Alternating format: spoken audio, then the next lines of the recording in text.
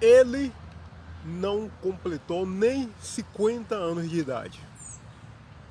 Ele ficou conhecido como sendo o maior bandido da história norte-americana. Nós vamos conversar a respeito de Al Capone. Al Capone, cujo nome mesmo de verdade, vou ver aqui na anotação, Alphonse Gabriel Capone. Nasceu na cidade de Nova York no mês de janeiro de 1899. Al Capone, ele não era 100% americano, porque os pais dele eram de origem italiana. Então os pais dele haviam migrado da Europa para a América e ele nasceu lá em Nova York, portanto tem um pé na Itália e outro pé nos Estados Unidos, um ítalo-americano. Na verdade é assim, no final do século XIX e começo do século XX, a migração europeia para a América foi algo assim muito, mas muito grande, muito intenso. Os Estados Unidos estavam literalmente com as portas abertas e recebeu um exército de imigrantes. Vieram italianos, vieram irlandeses, chineses, vieram outros e outros e outros e formavam muitas comunidades, principalmente lá em Nova York. O destino principal deles quando partiam da Europa. Aterrizavam não, desembarcavam, né, porque a maioria vinha tudo de navio, desembarcavam lá em Nova York. E por que eu estou citando isso? Porque nesse final de século XIX e começo do XX, Nova York se tornou uma cidade onde havia muitas gangues, mas muitas gangues formadas por irlandeses, chineses, italianos, as famosas máfias italianas, orientais, enfim, e outras. E o começo foi, a semente foi a partir daí.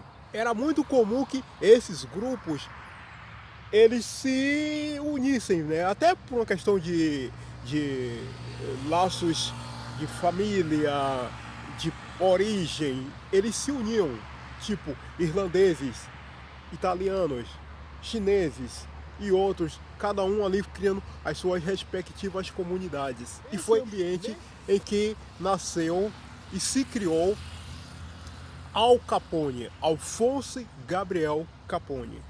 Ele desde cedo já tinha uma inclinação para ir para o mundo do crime.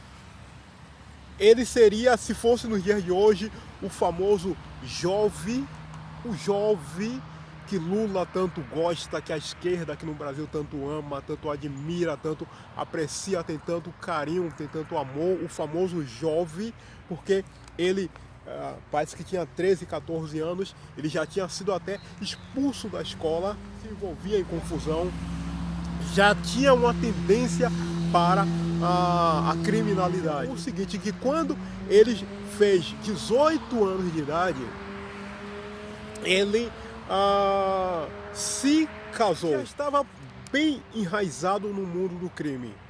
Aí ele foi mandado para uma outra região lá nos Estados Unidos pelo chefe dele na época, porque o chefe dele queria que ele se tornasse realmente um aluno nota 10 no mundo do crime. E aí disse: meu filho, vamos fazer o seguinte, você vai sair daqui de Nova York, nós vamos mandar você lá para Chicago, que era lá do outro lado.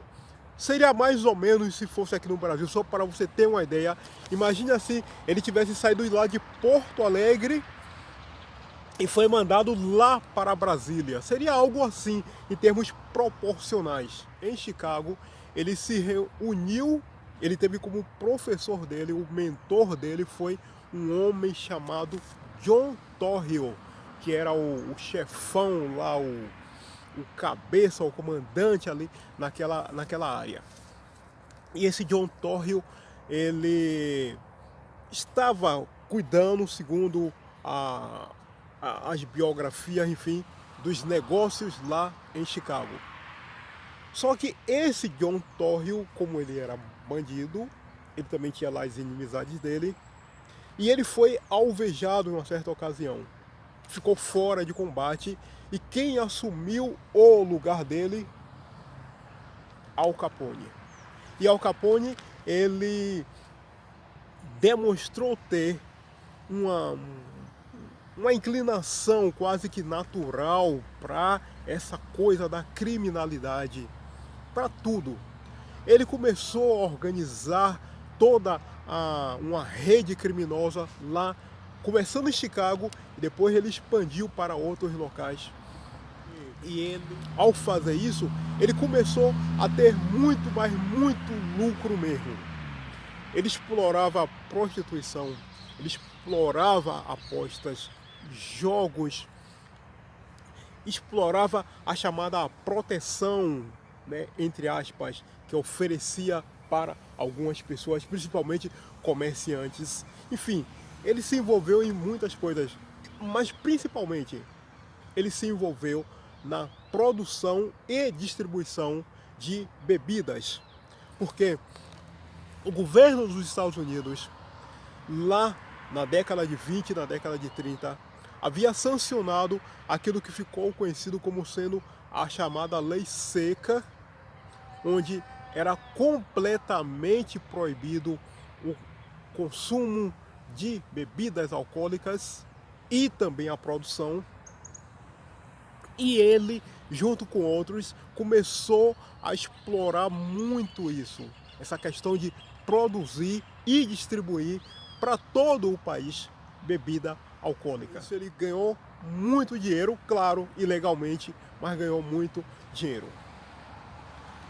Al Capone, ele, apesar de ser um criminoso, apesar das atividades deles criminosas, aliás, um detalhe que eu quase ia esquecendo, à medida que ele foi progredindo no mal, claro, ele se tornou também um homem muito violento. Ele já era um pouco violento e se tornou ainda mais violento. Ele não tinha escrúpulo nenhum, ele não tinha vacilo nenhum em se livrar dos inimigos, dos rivais. Precisasse matar, ele matava mesmo. Não tinha dificuldade nenhuma nesse aspecto. À medida que ele foi progredindo, né, na área criminal, ele fez uma coisa que foi comprando pessoas. Ele foi pagando aqui e ali. Ele comprou jornalistas, ele comprou policiais, ele comprou políticos, ele comprou juízes, ele comprou promotor, ele foi comprando um monte de gente. Então, além do crime em si, ele conseguiu montar uma estrutura de proteção por trás dele, de modo que ele conseguiu, apesar de tantos crimes, apesar de tantas coisas, não ser devidamente pego por todos esses crimes. Rede enorme de proteção, enquanto isso ele ia esticando os tentáculos dele para tudo que era lado. Tanto que ele só foi pego muito tempo mais tarde, graças a um detalhe no mínimo curioso. Não foi assassinato de ninguém, não foi a exploração do comércio ilegal de bebidas, não foi por nada disso que ele acabou indo parar dentro da prisão. Ele foi porque quando se criou uma força-tarefa federal para ir atrás, porque nessa fase ali, final dos anos 20 e anos 30, simplesmente o crime organizado lá em Chicago, Nova York, em várias daquelas outras cidades, ele simplesmente explodiu de uma forma tal que estava ficando fora de controle. Não era apenas Al Capone era o mais conhecido, mas havia outros. Havia George Moran, havia Luke Luciano, havia outros chefões e eles eram inimigos. Então, aquela região dos Estados Unidos, uma região enorme, estava literalmente em um barril de pólvora pegando fogo. O governo federal, ele criou uma força-tarefa para combater toda essa criminalidade, já que as forças locais, elas estavam no caderno de pagamento não só de Al Capone e também dos outros. Ele foi preso graças ao quê? Ao fato que o sócio dele, que era um cara muito meticuloso, um contador, digamos assim, mas muito meticuloso, que deixava tudo registrado, tudo anotado, tudo que você pensar. Compras, vendas, pagamentos, isso e aquilo, tudo, entregas, tudo. O cara, ele era muito metódico, o sócio de Al Capone. E quando essa força federal conseguiu colocar as mãos nesses registros contábeis, a contabilidade do crime, agora, enfim, um motivo, um algo que poderia ser usado para levar finalmente Al Capone para a cadeia. E foi dessa forma. Apesar de todos os crimes, apesar das mortes, apesar de tudo, o que finalmente colocou ele dentro da cadeia foi registros contábeis. Na verdade, o crime mesmo dele foi a chamada sonegação fiscal. Uma coisa que aqui no Brasil até que não pesa muito, mas lá nos Estados Unidos é seríssimo, crime extremamente sério, sonegação fiscal. E isso levou ele para a cadeia. E ele foi condenado, e como ele tinha uma vida muito desregrada, uma vida muito ruim, não se cuidava, enfim, ele, entre outras coisas, ficou muito, mas muito doente, tinha muitos problemas de saúde, a saúde dele foi deteriorando-se e ele acabou até sendo colocado em liberdade. Mas conforme eu falei no começo aqui do nosso vídeo, ele não chegou nem aos 50 anos de idade.